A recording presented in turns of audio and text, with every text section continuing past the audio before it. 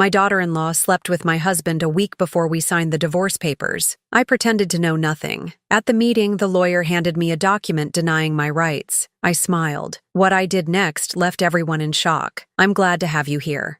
Follow my story until the end and comment the city you're watching from, so I can see how far my story has reached. The afternoon sun filtered through the lace curtains of my dining room as I set out the good china for lunch. Sage had called that morning, her voice unusually tight when she asked if we could talk, just the two of us. Something about her tone made my stomach clench, but I pushed the feeling aside. Sage was my daughter-in-law Ember's older sister, and while we'd always been cordial, we weren't particularly close. I smoothed my hands over the tablecloth, the same cream-colored linen I'd used for family gatherings for 30 years. At 64, I still took pride in maintaining traditions, in creating a welcoming home. The house felt too quiet with just me rattling around in it lately. Damon, my husband of 42 years, had been distant for months, always finding excuses to work late or disappear into his study.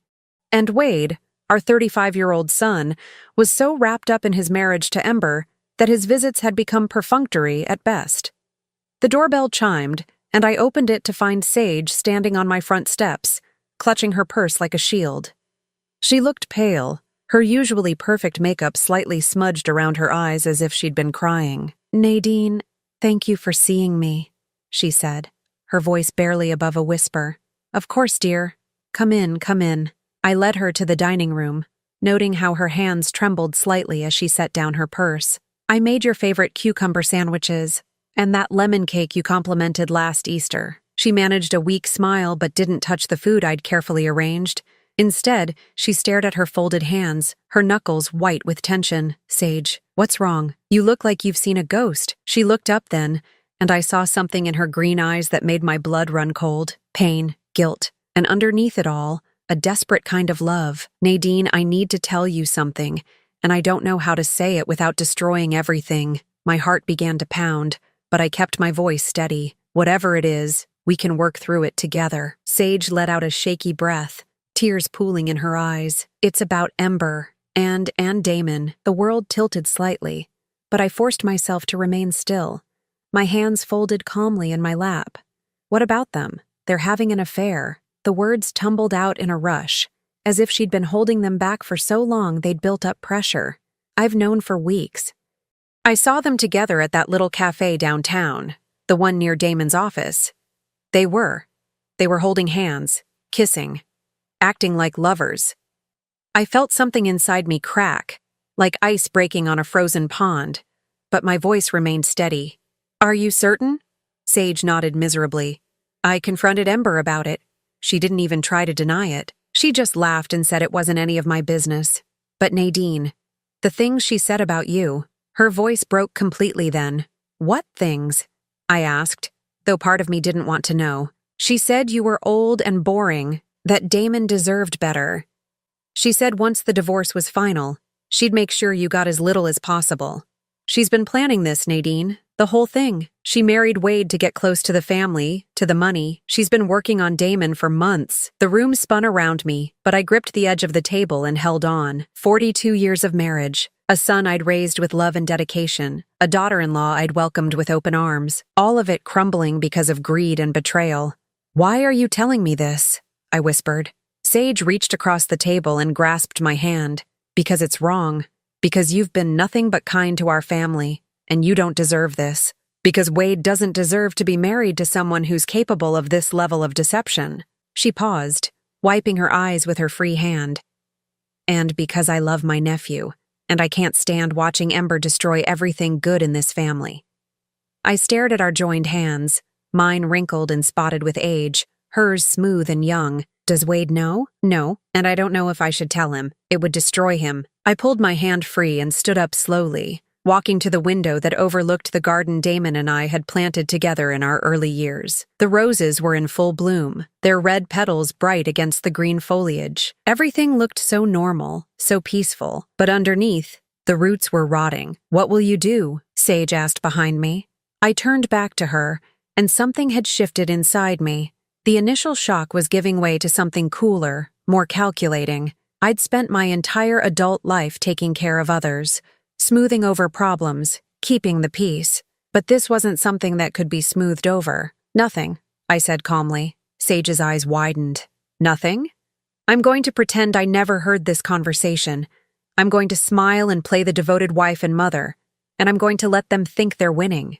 But Nadine, Sage dear, some games require patience. And I've been patient for a very long time. I sat back down and poured myself a cup of tea with steady hands. Tell me, does Ember know you're here? No. She thinks I'm at work. Good. It needs to stay that way. I met her eyes, and she must have seen something there that surprised her because she sat back slightly. Can you do that for me? Can you pretend you never told me? Sage nodded slowly. But what about Wade? What about your marriage?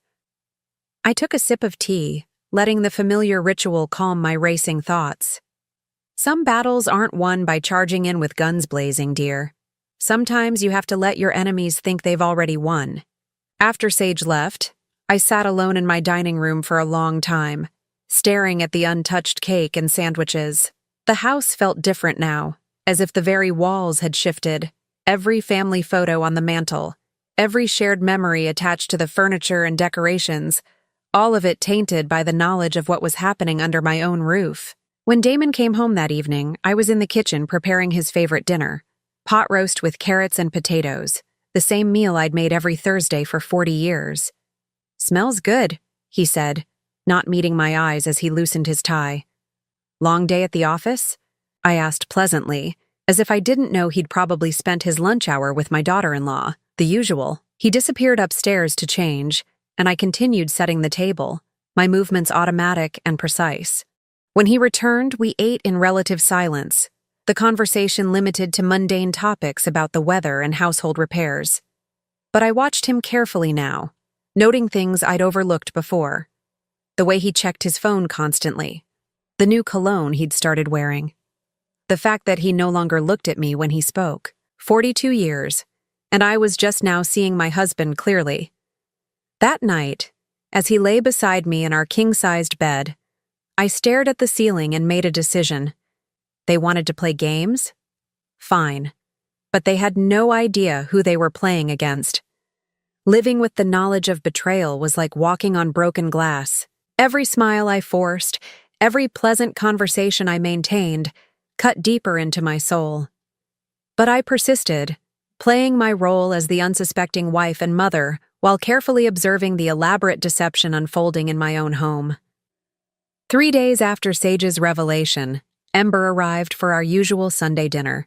She swept into my kitchen wearing a new designer dress, her blonde hair perfectly styled, her smile bright and false as costume jewelry. "Nadine, you look wonderful," she gushed, embracing me with theatrical warmth. "I love what you've done with the flowers on the table." I returned her hug, noting the expensive perfume that clung to her skin, the same scent I'd detected on Damon's shirts lately. "Thank you, dear. Wade should be here shortly. Would you like some wine while we wait? That would be lovely." She settled herself at the kitchen island, crossing her legs elegantly. "Actually, I was hoping we could have a little chat, just us girls." My hands remained steady as I poured the wine, though my heart began to race.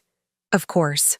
What's on your mind?" Ember took a delicate sip and leaned forward conspiratorially. "I'm worried about you, Nadine. About you and Damon." The audacity of it nearly took my breath away.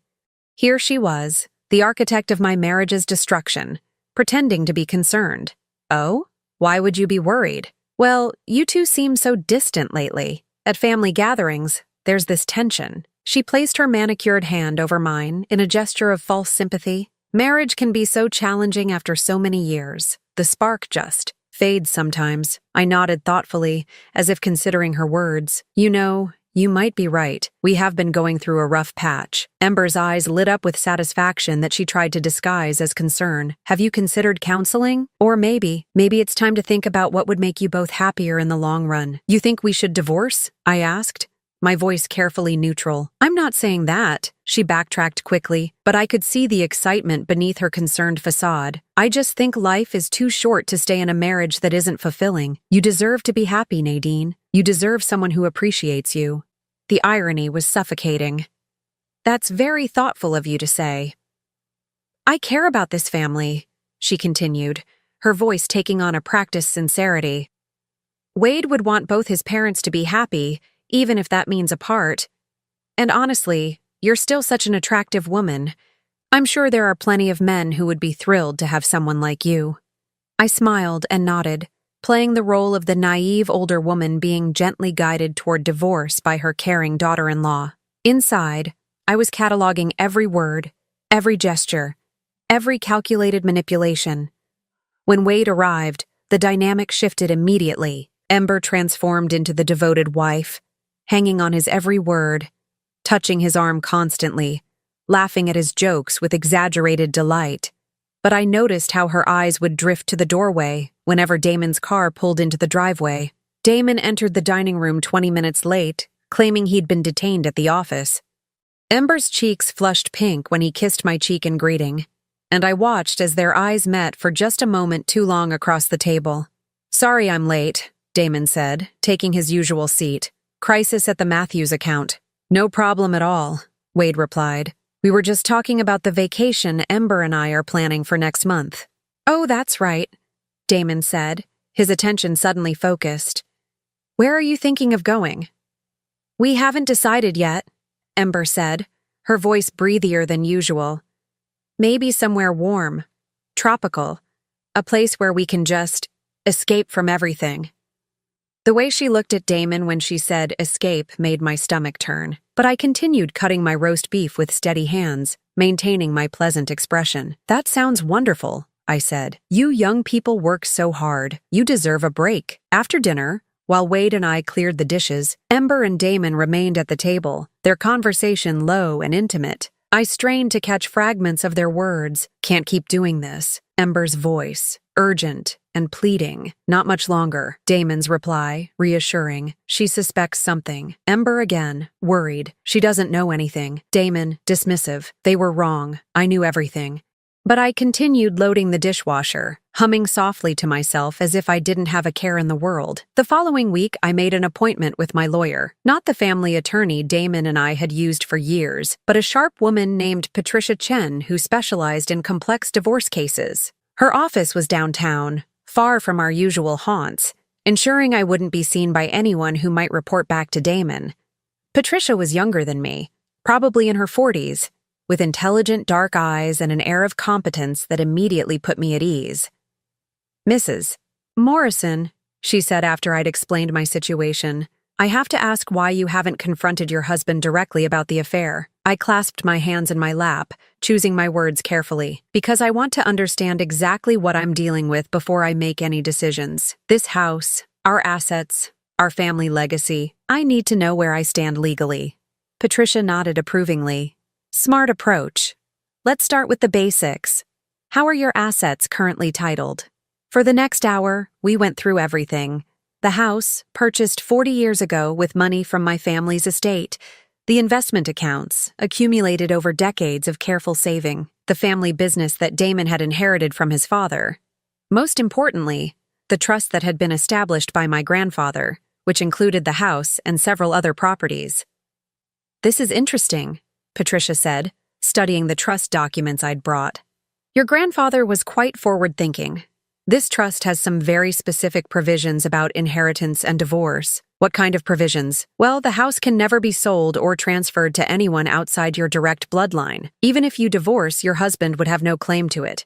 And there's a clause here about infidelity that's quite unusual for trusts established in that era." My pulse quickened. "What does it say?"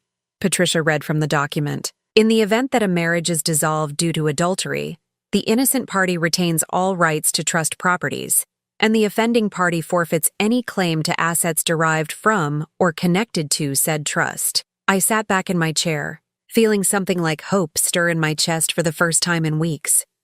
"So if I can prove Damon's affair, you would retain not just the house, but several other properties and investments that are connected to the trust. Properties that your husband currently believes he has a stake in, and he doesn't know about these provisions?" Patricia shook her head. "From what you've told me, it sounds like he's operating under the assumption that you'd be entitled to half of everything in a standard divorce proceeding. He has no idea about the trust's protections." I left Patricia's office feeling lighter than I had in weeks. Damon and Ember thought they were playing chess, but they didn't even know all the pieces on the board. That evening, I watched as Damon struggled to maintain his facade of the devoted husband. He complimented my cooking with forced enthusiasm, asked about my day with manufactured interest, and kissed my forehead goodnight with lips that had been kissing another woman. But I could see the cracks in his performance. The guilt was eating at him, even as his arrogance convinced him he was getting away with it. "Damon," I said as we prepared for bed, "I've been thinking about what Ember said the other day, about our marriage." He stiffened, his back to me as he hung up his shirt. "What about it?" "Maybe she's right. Maybe we should consider our options." He turned then, and I saw a flash of something in his eyes. Relief? Excitement? "Are you saying you want a divorce?" I shrugged, as if the thought didn't break my heart. "I'm saying maybe it's time we both pursued our happiness, wherever that might lead." Damon nodded slowly, trying to look solemn while clearly fighting back a smile. "If that's what you want, Nadine, I just want you to be happy, liar." But I smiled back at him, playing my part in this terrible theater. "I want us both to be happy." As I lay in bed that night, listening to Damon's satisfied breathing beside me, I thought about Ember's triumphant smile, about the expensive dress and perfume she wore to family dinners now, about the way she touched my son's shoulder while planning her escape with his father. They thought they were so clever. They thought they'd already won. They had no idea the game was just beginning. The law offices of Pemberton and Associates occupied the top floor of a gleaming downtown high-rise, all marble and mahogany designed to intimidate. I sat in the reception area, my hands folded calmly in my lap while Damon paced near the floor-to-ceiling windows, checking his phone every few seconds. He'd been on edge all morning, snapping at me over breakfast and muttering under his breath about getting this over with. Ember had insisted on coming, claiming she wanted to support Wade during this difficult time for the family. She sat beside my son now, her hand resting possessively on his thigh while she whispered reassurances in his ear. Wade looked devastated, his face pale and drawn. He still believed this divorce was a mutual decision, a sad but amicable end to a marriage that had simply run its course, if only he knew the truth. "Mrs. Morrison? Mr. Morrison?" A tall, silver-haired man in an expensive suit approached us. "I'm Richard Pemberton. Thank you for coming in today." Damon had chosen Pemberton himself, claiming the man was the best divorce attorney in the city. What Damon didn't mention was that Pemberton was also a longtime friend of his from their country club, a detail I'd discovered during my own research into the man's background. We were led into a conference room dominated by a massive table surrounded by leather chairs. Pemberton took his seat at the head, spreading documents across the polished surface with practiced efficiency. Damon sat to his right, while I took the chair directly across from them. Wade and Ember positioned themselves at the far end of the table, close enough to observe but removed from the main proceedings. "Before we begin," Pemberton said, his voice carrying the smooth authority of someone accustomed to controlling rooms full of people, "I want to ensure everyone understands that this is intended to be an amicable dissolution. Both parties have expressed a desire to handle this matter with dignity and fairness." I nodded graciously. "Of course. That's what we both want." Damon shot me a quick glance, probably surprised by my cooperative tone. He'd been expecting resistance, arguments, tears. Instead, I'd been nothing but reasonable since agreeing to the divorce, which had clearly unsettled him. "Excellent," Pemberton continued. "Now, let's review the proposed settlement." He slid a thick folder across the table to me. "As you'll see, we've attempted to divide the marital assets equitably, taking into consideration the length of the marriage and both parties' contributions." I opened the folder and began reading, my expression neutral even as the words on the page made my blood boil. According to Pemberton's proposal, I would receive the small downtown condo we'd purchased as an investment property 15 years ago, along with half of our joint savings account and a modest monthly alimony payment. Damon would retain the family home, the business, the vacation properties, and the majority of our investment portfolio. "This seems rather one-sided," I said mildly, not looking up from the documents. Pemberton cleared his throat. "I understand your concern, Mrs. Morrison, but we have to consider the reality of the situation.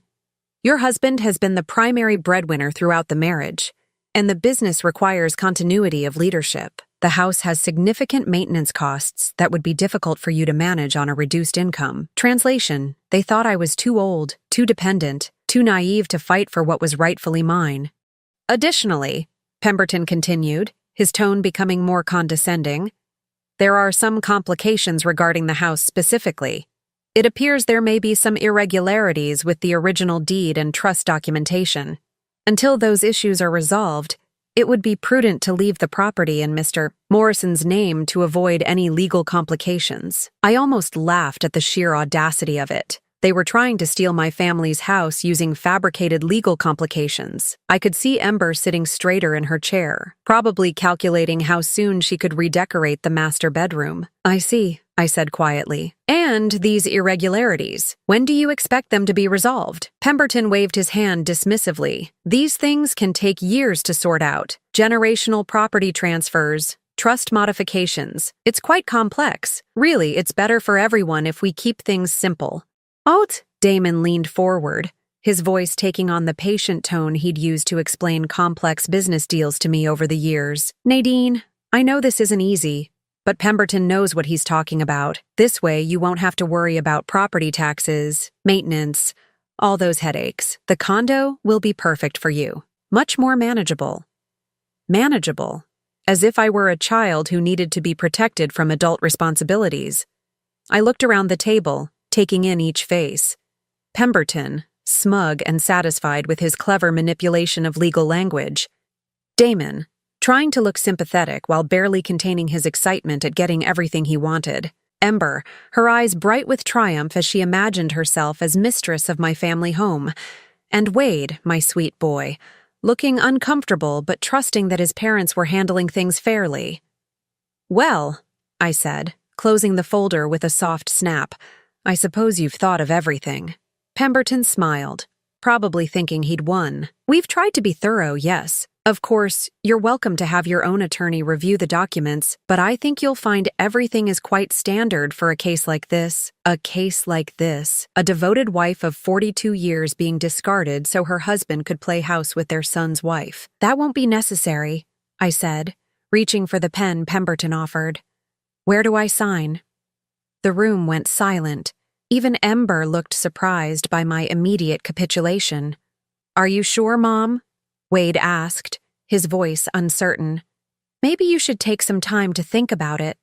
I turned to my son, this good man who still believed in fairness and honesty because I'd raised him to, and smiled. Sweetheart, sometimes in life you have to know when to fight and when to accept reality. Your father and I have had a good run, but it's time for both of us to start new chapters.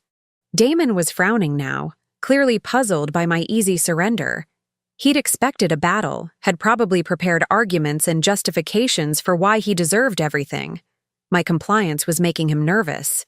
The signature goes here, Pemberton said, pointing to a line at the bottom of the final page. And here, and initial here. I signed my name with steady strokes, each letter precisely formed. Nadine Elizabeth Morrison. The same signature I'd used on our marriage certificate 42 years ago, back when I'd believed in forever. There, I said, setting down the pen and looking directly at Damon. I hope this gives you everything you're looking for. Something flickered in his eyes then. Guilt, maybe, or a belated recognition of what he was destroying. But the moment passed quickly, replaced by the selfish satisfaction of a man who thought he'd gotten away with betraying his wife. Ember could barely contain herself. She reached over and squeezed Wade's hand, her voice breathy with excitement. I'm so proud of how maturely you're both handling this. It takes real strength to put family first. Family first. The woman who was sleeping with her father-in-law was lecturing me about putting family first. Thank you, dear, I said warmly. That means so much coming from you. As we prepared to leave, Pemberton gathered the signed documents with obvious satisfaction. I'll file these with the court tomorrow. The divorce should be finalized within 60 days. 60 days until Damon was free to marry his son's wife. 60 days until Ember thought she'd be living in my family home. 60 days until they discovered that some games have rules the players don't even know exist. Outside the building, Wade hugged me tightly, his eyes wet with unshed tears. Mom, are you okay? You seem so calm about all this. I patted his cheek, this boy who looked so much like his father had at that age, back when Damon still had a soul. I'm fine, sweetheart. Everything is going to work out exactly as it should. Ember appeared beside us, her arms sliding around Wade's waist with practiced possessiveness. Your mother is incredibly strong, baby. She's going to be so much happier now. I'm sure I will be, I agreed, meeting her triumphant gaze with a serene smile. I'm sure we all will be. As they walked away, I could hear Ember's excited chatter about helping me pack, about finding me a nice retirement community where I could make friends my own age, about how much simpler life would be for everyone now.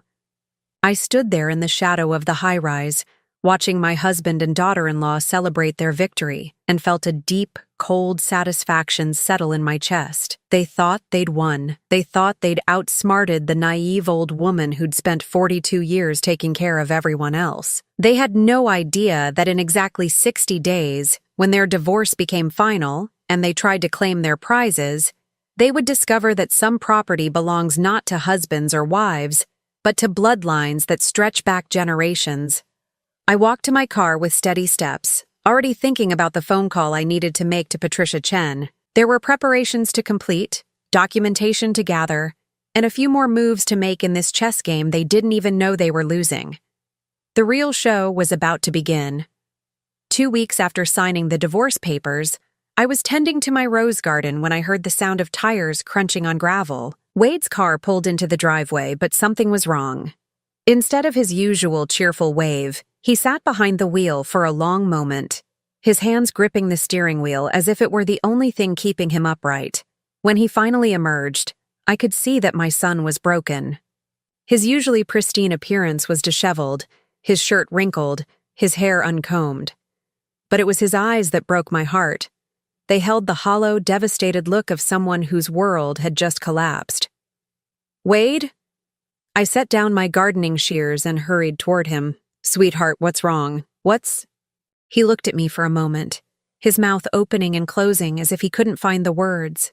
Then his face crumpled, and he collapsed onto my front steps like a marionette whose strings had been cut. "She's been lying to me," he whispered, his voice raw with pain.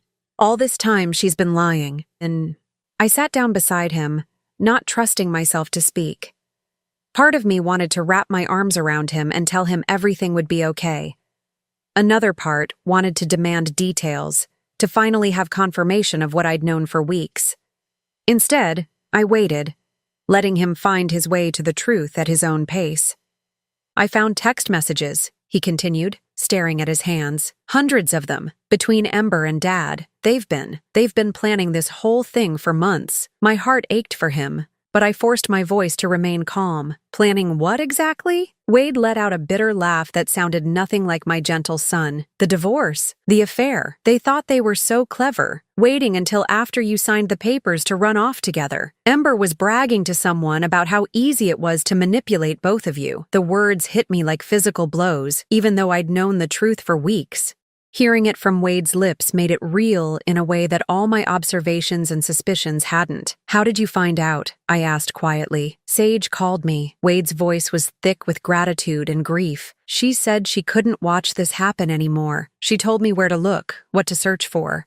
I thought she was crazy at first, but then I checked Ember's phone while she was in the shower and— He trailed off, unable to finish the sentence.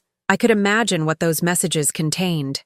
The excitement, the planning, the cruel laughter at the expense of the people they were betraying. "Sage has been trying to warn people for weeks," Wade continued. "She said she tried to talk to Ember, begged her to stop, but Ember just laughed, said she'd worked too hard to get close to our family's money to give up now. Money. Of course it all came back to money. Not love, not genuine connection, just cold calculation about assets and inheritance." "Where is Ember now?" I asked. "I confronted her this morning. Showed her the messages I'd found." Wade wiped his eyes with the back of his hand. "She didn't even try to deny it. She just shrugged and said I was naive if I thought she'd ever actually loved me. Said Dad could give her things I never could." The casual cruelty of it took my breath away. To dismiss years of marriage, to mock the love of a good man who'd done nothing but cherish her, it was beyond comprehension. "I threw her out," Wade said, his voice gaining strength. "Told her she had an hour to pack her things and get out of our house. She laughed at me, Mom. Said it didn't matter because soon she'd be living somewhere much nicer anyway." somewhere much nicer. My family home, which she believed would soon be hers. "I'm so sorry, sweetheart," I said, finally allowing myself to touch his shoulder. "You didn't deserve any of this." Wade looked up at me then, his eyes bright with unshed tears. "How are you so calm about this? Dad betrayed you too." He threw away 42 years of marriage for her. I studied my son's face, this man I'd raised to believe in goodness and loyalty, and made a decision. He deserved to know that he wasn't alone in this, that someone else was fighting for what was right. "Wade, there's something I need to tell you about the divorce, about what really happened in that lawyer's office." Over the next hour, I told him everything. About Sage's warning, about my weeks of careful observation, about Patricia Chen and the trust provisions that Damon and Ember knew nothing about. Wade listened in stunned silence as I explained how I deliberately played the role of the naive, defeated wife while gathering evidence and preparing my real response. "You knew?" he whispered when I finished. "All this time, you knew what they were doing?" "I knew," I confirmed. "And I let them think they'd won, because sometimes the best strategy is to let your opponents reveal exactly who they are before you make your move." Wade stared at me as if seeing me for the first time. "Mom, I had no idea you were so strategic." I smiled sadly. 42 years of marriage teaches you a lot about people, sweetheart, including when to fight and when to wait for the right moment. So what happens now? When Dad finds out about the trust, that's up to him. And Ember. I stood up, brushing dirt from my gardening clothes. They made their choices. Now they get to live with the consequences. Wade stood too, looking more like himself than he had since arriving. "What about us? I mean, I know Ember is my wife, or was my wife, but I can't just pretend this didn't happen." "You don't have to pretend anything," I assured him. "You're the innocent party in all this. You have every right to protect yourself." As if summoned by our conversation, another car pulled into the driveway. This time it was Sage, her face anxious as she hurried toward us. "Wade, I'm so sorry," she said, her voice thick with emotion. "I know this is all my fault." "If I hadn't told you to look—" "You saved me," Wade interrupted, his voice firm. "If you hadn't warned me, I would have spent months or years married to someone who was using me. You saved me from wasting my life on a lie." Sage's eyes filled with tears. "I should have said something sooner. I should have protected you better." I watched the two of them, noting the way Sage's genuine distress contrasted so sharply with Ember's calculated manipulation. Where Ember was all sharp edges and hidden agendas, Sage radiated warmth and sincerity. Even in her guilt and pain, she was thinking of Wade's welfare. "Sage," I said gently, "you did exactly the right thing. You chose loyalty and honesty over family convenience. That takes real courage." She looked at me with surprised gratitude. "I was so afraid you'd hate me for bringing this into your family." "My dear, you didn't bring anything into our family. You revealed what was already here, festering in the darkness. Now we can deal with it in the light." Wade moved closer to Sage, his hand hovering near her shoulder as if he wanted to comfort her, but wasn't sure if it was appropriate. "Sage, I need you to know how grateful I am. Not just for warning me, but for being honest when it would have been easier to stay silent." The look that passed between them was charged with something new and tentative. Not romance, not yet, but the recognition of shared values, of similar wounds, of the possibility that something good might grow from the ashes of this betrayal. "I should go," Sage said suddenly, as if realizing she was intruding on a family crisis. "You two need time to process all this." "Actually," Wade said quickly, "would you like to stay for dinner? Mom makes the best pot roast in the county, and I think we could all use some normal conversation right now." Sage looked to me for permission, and I nodded warmly. "I'd love to have you stay. It's been far too long since we've had honest conversation around our dinner table." As the three of us walked toward the house, I felt something shift in the air around us. The toxic cloud that had been hovering over our family was finally beginning to lift. Ember's betrayal had been devastating, but it had also revealed the true character of everyone involved. Wade was stronger than I'd given him credit for, capable of facing hard truths and making difficult decisions. Sage was proving herself to be everything her sister wasn't, loyal, honest, selfless. And I had rediscovered my own strength, my ability to plan and wait and fight for what mattered. That evening, as we sat around my kitchen table sharing stories and laughter, I watched Wade and Sage together.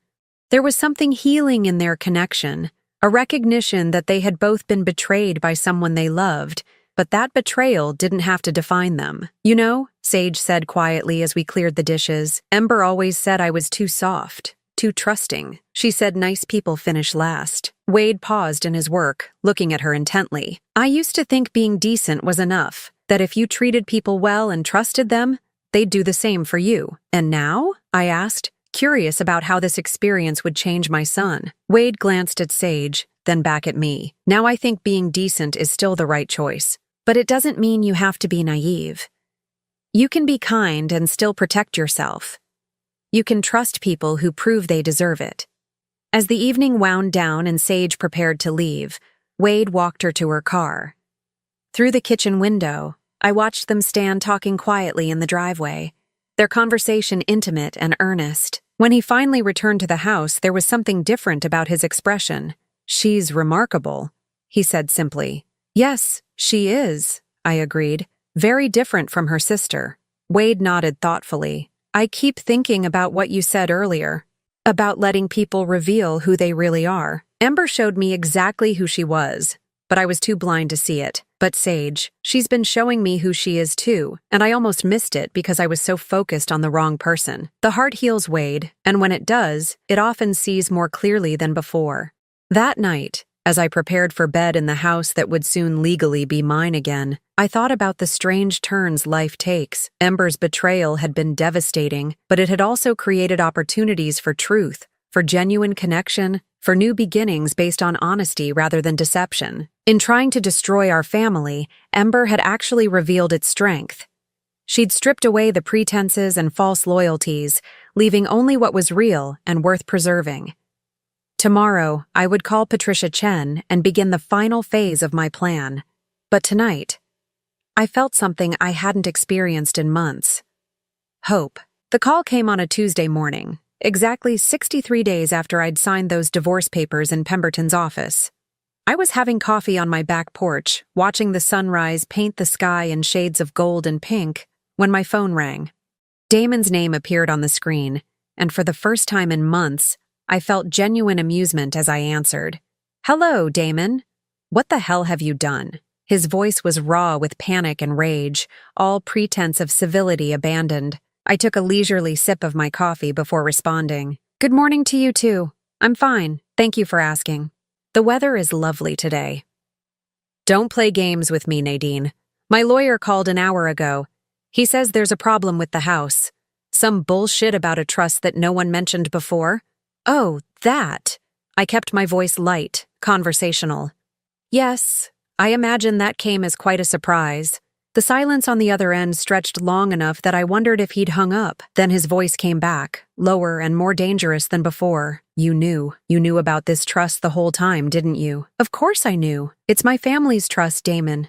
My grandfather established it to protect our property from exactly this kind of situation." "This kind of situation?" His voice cracked with indignation. "We're getting divorced. That's normal, Nadine. People get divorced every day." I stood up and walked to the edge of the porch, looking out over the garden that my grandmother had planted, that my mother had tended, that I had lovingly maintained for 40 years. "You're right. People do get divorced every day, but they usually don't commit adultery with their daughter-in-law while planning to steal their wife's family home." The sharp intake of breath told me he hadn't expected such direct confrontation. For weeks, I'd played the role of the confused, hurt wife. Now he was hearing from the woman who'd been planning his downfall while he celebrated his cleverness. "How long have you known?" he asked finally. "Long enough," I replied. "Long enough to document everything. Long enough to protect what matters. Long enough to watch you and Ember plan your little future together in my family's house." "Our house," he corrected automatically, but there was no conviction in his voice anymore. "No, Damon. Never our house. The deed has always been in trust. You were allowed to live here as my husband, but you never owned so much as a single brick. And now that you've chosen to end our marriage through adultery, you've forfeited any right to remain here." Another long silence.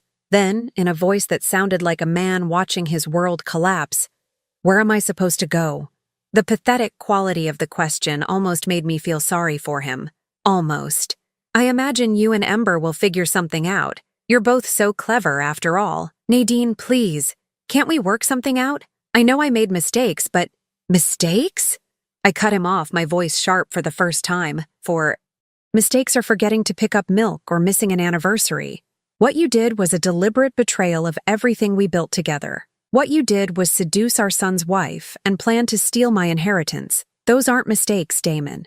That's who you chose to become." I heard a woman's voice in the background, shrill and demanding. Ember, no doubt wanting to know what was happening to her carefully laid plans. "I have to go," Damon said, his voice defeated. "But this isn't over." "Yes, it is," I replied calmly. "It's been over for quite some time. You just didn't realize it yet." After hanging up, I sat back down and finished my coffee in peaceful silence. The phone rang several more times. Damon's number, then an unknown number that was probably Ember. But I didn't answer. I had nothing more to say to either of them. An hour later, Wade's car pulled into the driveway. He looked grim but determined as he walked up the porch steps, Sage beside him holding a manila folder. "Mom, we need to talk," he said without preamble. "Of course. Come sit down." Wade took the chair across from me while Sage settled beside him, their proximity speaking to the growing bond between them. Over the past few weeks, they'd become inseparable, finding solace and understanding in their shared experience of betrayal. "Sage has been helping me go through Ember's things," Wade began. "We found some documents that I think you need to see." Sage opened the folder and pulled out a stack of papers. "These were hidden in a lockbox in Ember's closet. I think they show just how long this has been planned." The first document was a copy of my grandfather's will, annotated in Ember's handwriting with notes about property values and inheritance laws. The second was a timeline, meticulously detailed, showing when she'd planned to seduce Damon, when they'd initiate divorce proceedings, and when they expected to take possession of the house. But it was the third document that made my blood run cold. It was a life insurance policy on me, taken out by Ember 6 months ago, enlisting herself as the beneficiary. "She forged your signature," Sage said quietly. "I checked with the insurance company. They have no record of you ever agreeing to this policy." Wade's face was pale with fury. "She wasn't just planning to steal from you, Mom. She was planning to..." He couldn't finish the sentence. I stared at the policy, feeling a chill that had nothing to do with the morning air. The woman I'd welcomed into my family, whom I'd treated like a daughter, had been planning not just my financial ruin, but potentially something far worse. "There's more," Sage continued, pulling out a printed email. "This is from a private investigator Ember hired to look into your family's assets. She's been researching the trust for months, trying to find loopholes." The investigator's report was thorough and chilling. It detailed not just the trust provisions, but my daily routines, my medical history, my relationships with neighbors and friends. Ember had been studying me like a predator studies prey. "Wade, I need you to take these documents to the police," I said, my voice steady despite the turmoil in my chest. "The forged insurance policy alone is a felony." "Already done," he replied. "I called Detective Martinez this morning. He's opening an investigation into identity theft and insurance fraud." We sat in silence for a moment, absorbing the full scope of Ember's betrayal. She hadn't just been unfaithful, she'd been systematically planning to destroy our entire family. "There's something else," Sage said hesitantly. "Something I probably should have told you weeks ago." Wade took her hand encouragingly. "Go ahead. Ember isn't just manipulative and greedy. She's dangerous. This isn't the first time she's done something like this." Sage's voice was barely above a whisper. "Our Aunt Eleanor died 2 years ago. Sudden heart attack. Very unexpected. Ember was taking care of her at the time, helping with her medications. The implications hung in the air like a toxic cloud." Wade's grip on Sage's hand tightened. "The doctors said it could happen to anyone," Sage continued. "Eleanor had a heart condition, and sometimes these things just happen. But afterward, Ember inherited Eleanor's house and her savings, and she seemed so pleased about it. Not grief-stricken like you'd expect, but satisfied." "Did you tell the police about this?" I asked. Sage nodded. Detective Martinez is looking into Eleanor's death, too.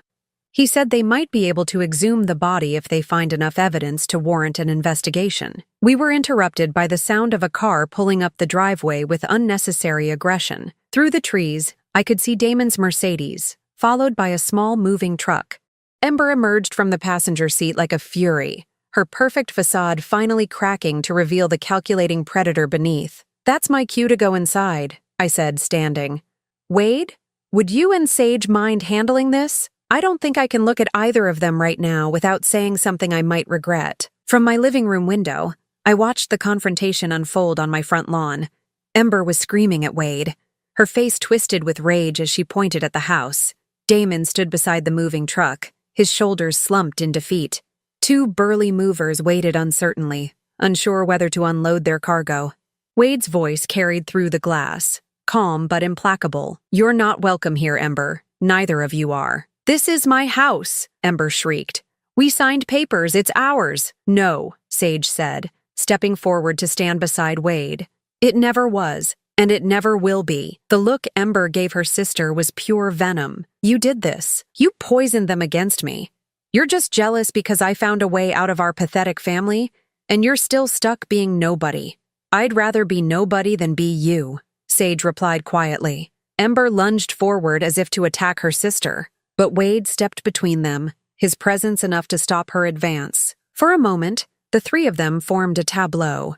Wade and Sage united in their strength and integrity, Ember isolated in her rage and desperation. "Get off my property," Wade said, his voice carrying an authority I'd never heard from him before. "Both of you. You have 5 minutes to get in that truck and leave, or I'm calling the police." Damon finally spoke, his voice tired and broken. "Come on, Ember. It's over." But Ember wasn't ready to accept defeat. She spun toward the house, her eyes wild as she spotted me in the window. "This isn't over," she screamed. "You think you're so smart, but I know things about this family. I know secrets that could destroy all of you." I opened the window slightly, my voice carrying clearly across the yard. "The only secrets being destroyed today are yours, dear. Detective Martinez is very interested in your relationship with your Aunt Eleanor." The color drained from Ember's face so quickly I thought she might faint.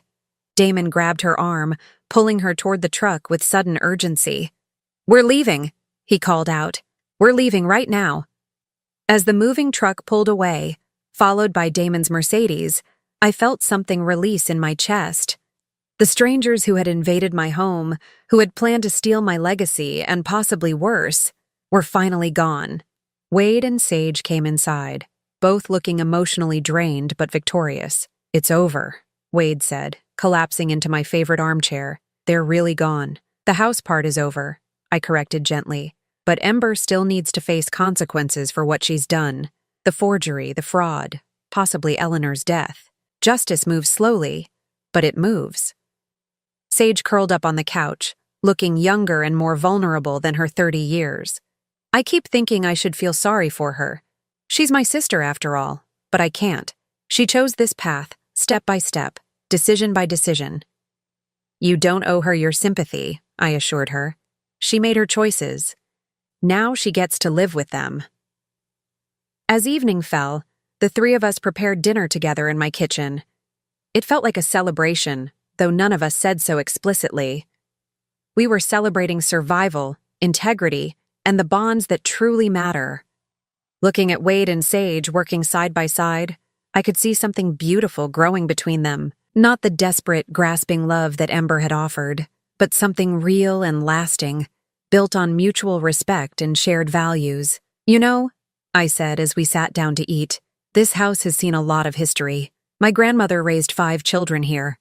My mother survived the Depression within these walls. I raised Wade here, and someday, I hope his children will play in that same backyard." Wade and Sage exchanged a look that spoke volumes about their future together. "But tonight," I continued, raising my glass of wine, "we celebrate the fact that this house will remain in the hands of people who understand what family really means." As we toasted to new beginnings, I felt the deep satisfaction of a battle well fought and won. Ember and Damon had tried to destroy everything I held dear, but in the end, they'd only succeeded in revealing what was truly precious. 6 months later, I stood in my kitchen preparing Thanksgiving dinner, the same kitchen where I'd entertained Ember's false sympathy and endured her calculated manipulations. But today, the space felt entirely different, warm, honest, filled with genuine laughter and love.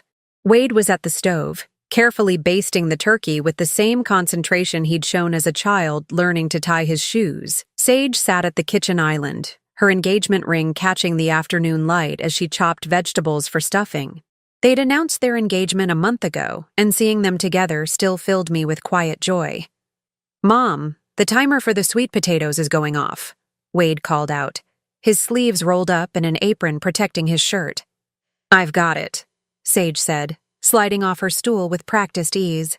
Over the past months, she'd become an integral part of our household rhythm, helping with cooking, gardening, and the 1,000 small tasks that make a house a home. The front doorbell chimed, and I went to answer it, expecting our neighbors, the Hendersons, whom I'd invited to join us for dinner.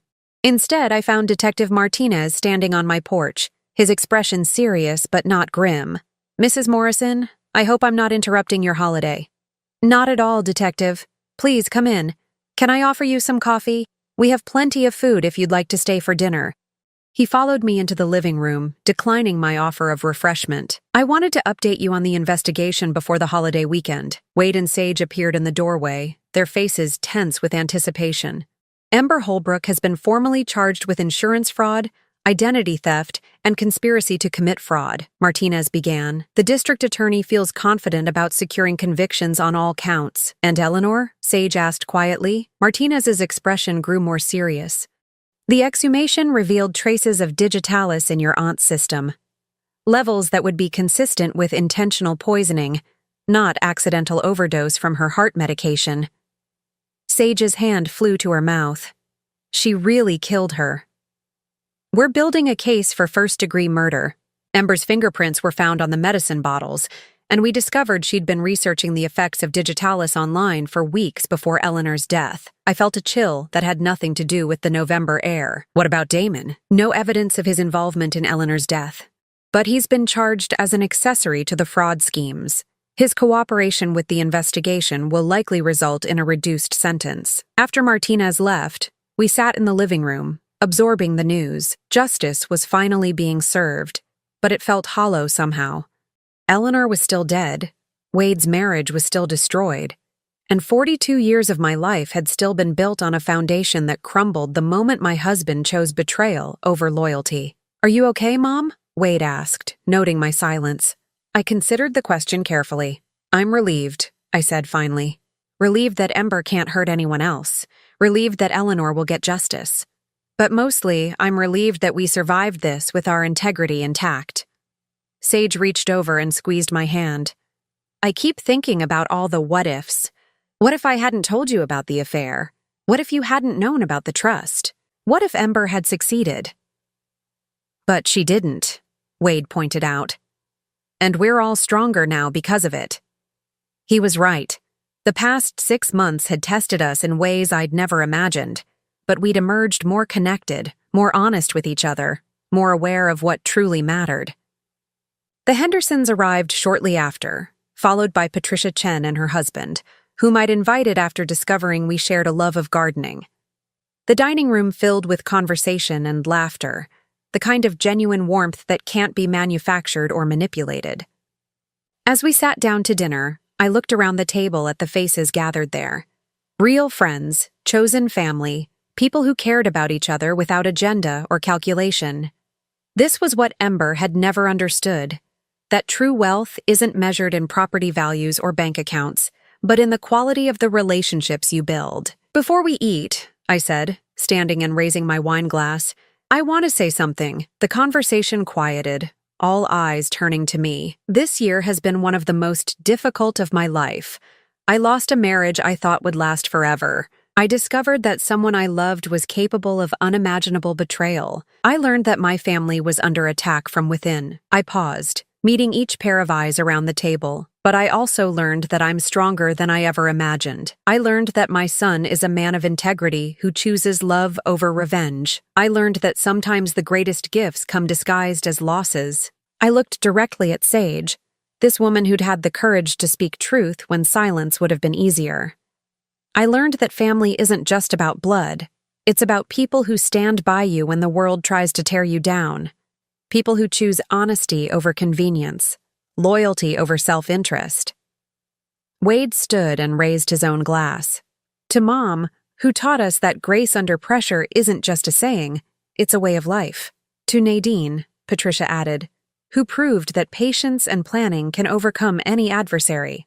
To new beginnings, Sage said softly, and to families we choose as much as families we're born into. As we clinked glasses, I felt a deep sense of completion. Not because the story was over. Wade and Sage would marry in the spring. There would be grandchildren eventually. Life would continue with all its joys and challenges. But because I finally understood who I was beyond being Damon's wife or Wade's mother, I was Nadine Morrison, keeper of my family's legacy, protector of what mattered, survivor of betrayal, and architect of my own future. After dinner, as our guests prepared to leave, Patricia pulled me aside. Have you given any thought to what you'll do with the downtown condo? She asked. The one from the divorce settlement? I smiled. I'm thinking of turning it into a refuge for women who are rebuilding their lives after divorce. Nothing grand or institutional, just a quiet place where someone can stay while they figure out their next chapter. Patricia nodded approvingly. Ember probably thought she was taking something valuable from you at that settlement. She had no idea she was giving you away to help other women in similar situations. Ironic, isn't it? Her greed became the foundation for something genuinely useful. Later that evening, after Wade and Sage had gone home to their apartment, I walked through the quiet house, turning off lights and checking locks. The same ritual I'd performed for 40 years, but now it felt different. Peaceful rather than routine. Secure rather than automatic. In my bedroom, I opened the jewelry box where I kept my most precious possessions, past the pearl necklace my mother had given me, past the gold bracelet from my grandmother. I found what I was looking for, my original wedding ring, the simple gold band Damon had placed on my finger when we were both young and full of dreams. I held it up to the lamplight, studying the inscription inside. Forever and always D. Forever had lasted 42 years. Always had ended the day he chose another woman over his family. But that didn't erase the good years, the love that had been real, even if it hadn't been permanent. I placed the ring back in the box, not with anger or sadness, but with acceptance. That chapter of my life was closed, but the story continued. My phone buzzed with a text message from Wade. Thank you for an amazing Thanksgiving, Mom. Sage and I are so grateful to have you in our lives. I typed back, thank you for becoming the man I always knew you could be. Sleep well. A second message appeared. This one from Sage. I never had a mother who believed in me the way you do. Thank you for showing me what real strength looks like. I wiped away the tears that sprang to my eyes. At 64, I was discovering that some of life's greatest gifts come in the second act, when you finally understand what you're worth and refuse to accept anything less. The house settled around me with familiar creaks and sighs, the sounds of a structure that had weathered many storms and would weather many more. I thought about my grandmother, who'd raised 5 children in this house during the Depression. I thought about my mother, who'd maintained it as a sanctuary during World War II when my father was overseas. I was part of a long line of strong women who'd protected what mattered, who'd faced adversity with grace and determination. Ember had tried to break that chain, but she'd only succeeded in forging it stronger. Tomorrow, I would start planning the refuge for divorced women, using the condo that was supposed to be my consolation prize. Next month, I would help Wade and Sage plan their wedding, which would take place in the garden where my grandmother had married my grandfather 80 years ago. But tonight, I would simply be grateful for survival, for discovery, for the knowledge that at any age, at any stage of life, it's never too late to discover who you really are when everything false is stripped away. Outside my window, the November wind rustled through the bare branches of the oak tree Damon and I had planted on our 10th anniversary. It had weathered storms, droughts, and countless seasons of change. Like me, it had bent but not broken, had endured and grown stronger. In the spring, it would bloom again, and so would I. Now I'm curious about you who listened to my story. What would you do if you were in my place? Have you ever been through something similar? Comment below, and meanwhile, I'm leaving on the final screen 2 other stories that are channel favorites, and they will